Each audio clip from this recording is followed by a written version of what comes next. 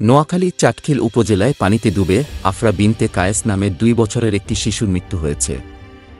আজ শনিবার দুপুরে বাড়ির নিজ পুকুরে ঘটনাটি ঘটে।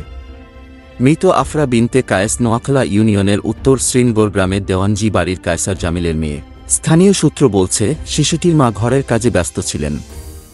এ সময় সে বাইরে খেলছিল। কিছুক্ষণ পর সন্তানকে দেখতে না পেয়ে খোঁজাখুঁজি শুরু করেন মা। কোথাও না পেয়ে বাড়ির পুকুরে দুপুর 2:30টায় ভাসতে দেখেন মেয়েকে। পরে উদ্ধার করে চাটখিল হাসপাতালে নেওয়া হলে কর্তব্যরত চিকিৎসক তাকে মৃত ঘোষণা করেন।